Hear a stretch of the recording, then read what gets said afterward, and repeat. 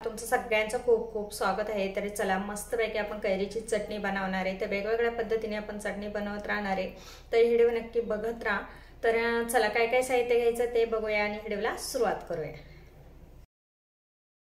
चला तर चटणी बनवायची तर सर्व तयारी करून घेतली आपण। तर बघू शकता तर अशा पद्धतीने आपण कैरी पाहिली का तोंडाला पाणी सुटतं।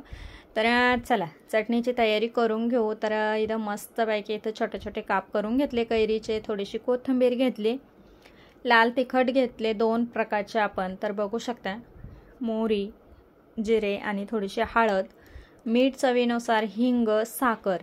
तर चला एवढेच साहित्य आपण रेडी करून घेतलं। लगेचच आपण ही कैरी छोटे छोटे काप करून घेतले, ते मिक्सरच्या भांड्यामध्ये घालायचे।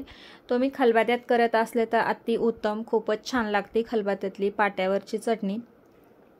तर मी इथं मिक्सरमध्ये करणार आहे।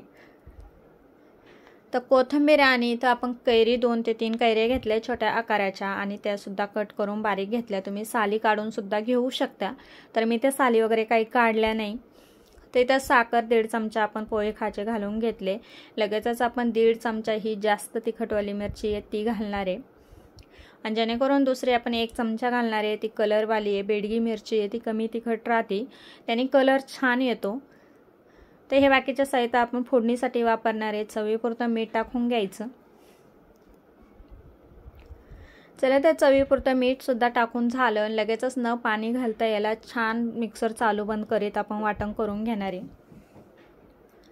चला तर मस्तपैकी आपलं वाटण करून झालं। मिक्सर चालू बंद करून अजिबात पाण्याचा वापर करायचा नाही, त्याच्यामुळे छानपैकी 8 दिवस आपली चटणी ही मस्त टिकल्या जाते आणि खूप सुंदर सुद्धा लागते। तर चला मस्त बारीक करून झालं। तर आपल्याला आता तडका करायचा आहे, तडका द्यायचा आहे। तर बाउलमध्ये आपण आता हे काढून घेऊ चटणी।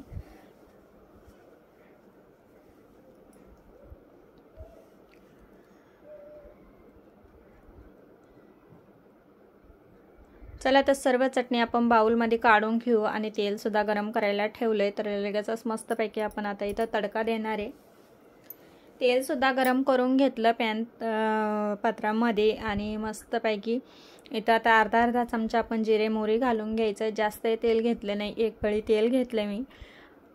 जिरे मोहरी मस्त तडतडले का लगेचच आपण इथं हिंग घालून घेणार आहे। तर हिंग थोडासा अर्धा चमचा, छोटा अर्धा चमचा घालून घ्यायचा, म्हणजे 2 चिमटी घातल्या तरी चालतंय। थोडीशी हळद घालून घेतली। तर गरम गरम आपण चटणीवर ही तडका देणार नाही, थोडीशी कोमट करायची। तर टाकताना तुम्हाला अंदाज येत असेल कितपत गरम आहे, अशा पद्धतीने। तर मस्तपैकी सुगंध सुटलाय, खूप छान लागते अशा पद्धतीची चटणी। तर चला मिक्स करून घेऊ छानपैकी। सर्व साहित्य आपण फोडणी घातली तर सर्व चटणीमध्ये मिक्स करून घ्यायचं। तुम्ही बरणीमध्ये भरून ठेवू शकता, एखाद्या डब्यामध्ये फ्रीजमध्ये ठेवली तरी 8 दिवस टिकू शकते। तर बघू शकता अशा पद्धतीची आपली कैरीची चटणी रेडी झाली आणि भरपूर मार्केटमध्ये कैऱ्या येत्या, नवीन नवीन वेगवेगळ्या पद्धतीच्या मी चटण्या दाखवणार आहे।